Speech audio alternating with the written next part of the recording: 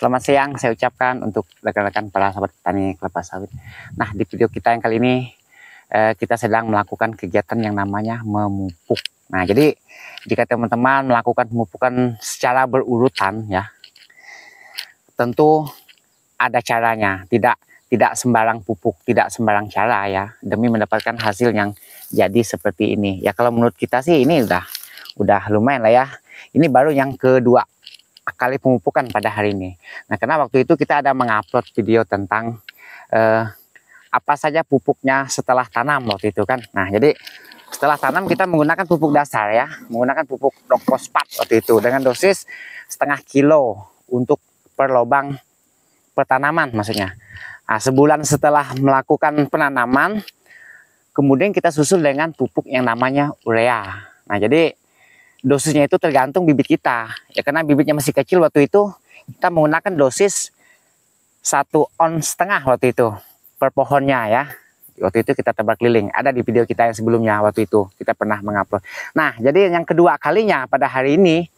Nah, sedangkan tanaman ini kan udah berusia 6 bulan lebih, hampir 7 bulan ya, memang nih udah agak terlambat. Harusnya ketika ke 6 bulannya langsung kita susul lagi pemupukan yang kedua kalinya. Nah, jadi berapa saja dosisnya untuk yang kedua kalinya? Nah, ya.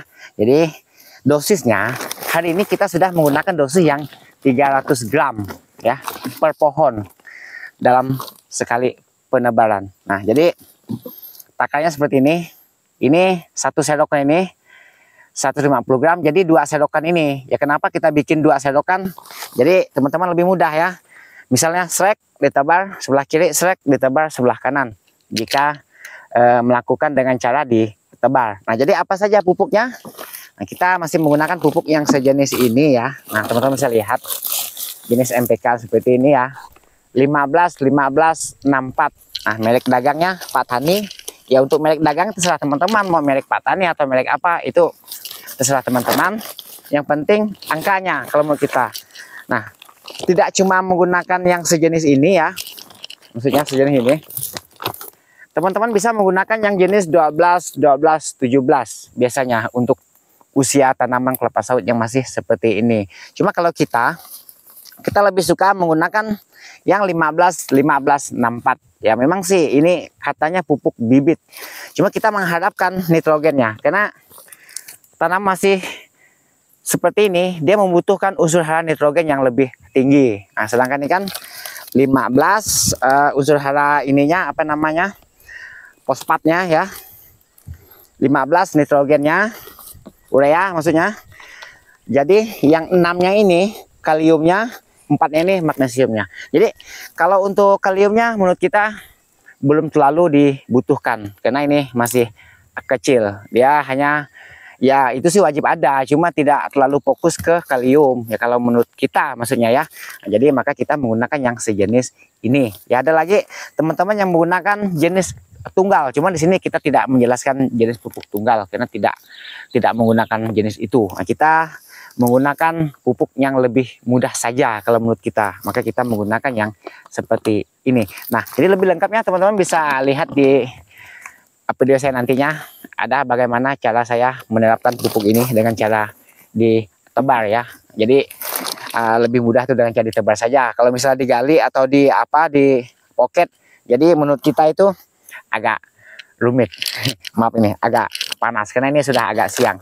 Nah, jadi waktu itu penting. Kalau melakukan pupuk itu lebih bagusnya itu sepagi mungkin ya. Ini kan di video ini kita sudah selesai melakukan kegiatan pemupukan, jadi kita bikin video udah agak siang, panas-panas nih. Wah, lumayan nih udah jam 10 ini. Maka kita istirahat dulu. Mungkin besok lagi akan kita lanjut. Karena pupuk sejenis ini mudah sekali menguap, maka kita tidak melakukannya saat tengah hari ya. Nah, ini sebenarnya sih boleh kapan saja, cuma serapannya kurang maksimal kalau menurut kita. Pupuk ini kan gampang menguap dan meleleh, apalagi urea. Kalau urea itu biasanya kita sampai jam 9 pun langsung udah kita hentikan karena pupuk itu gampang sekali menguap dan meleleh. Nah, maka pentingnya waktu di pagi hari. Nah, jadi lebih lengkapnya yuk akan kita saksikan seperti apa cara saya menerapkan pupuk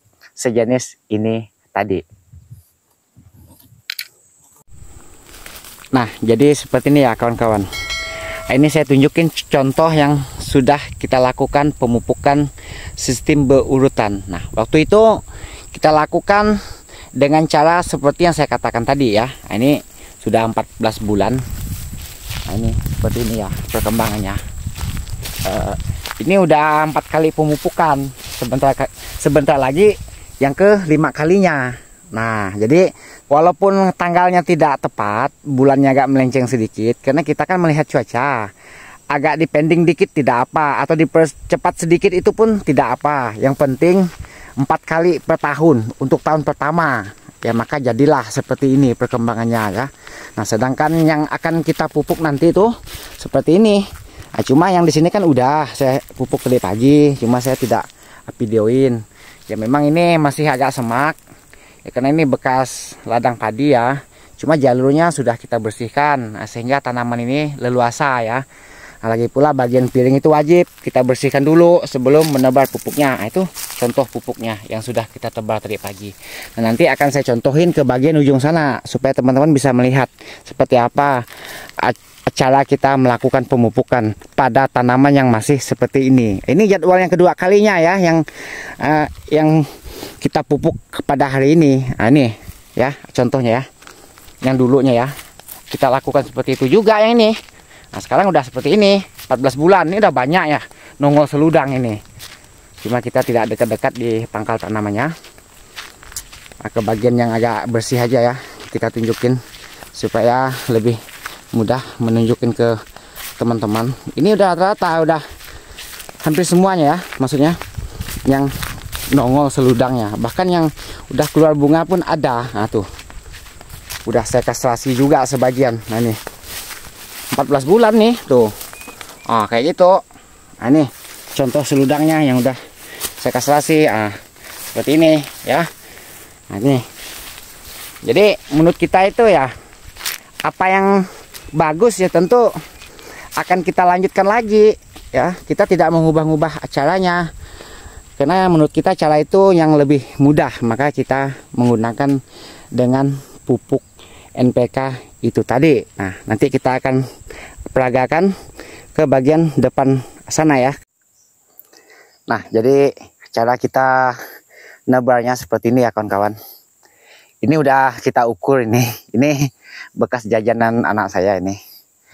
Jadi 2 ini kurang lebih 2,5 ons sampai 3 ons. Ya biasa sih kalau hanya segini tuh. Ini 2,5 ons.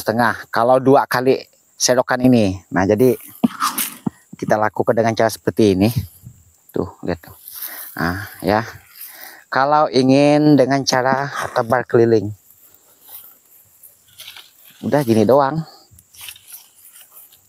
Yuk ke pohon yang lain lagi.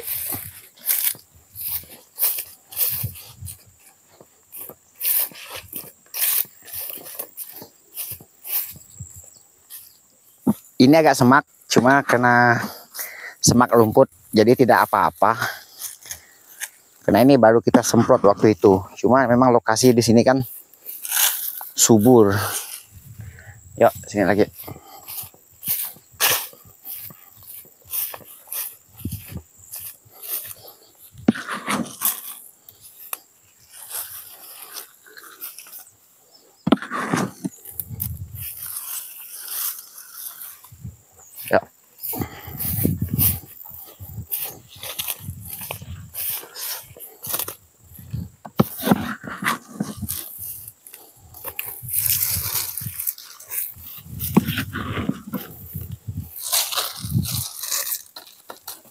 Lagi.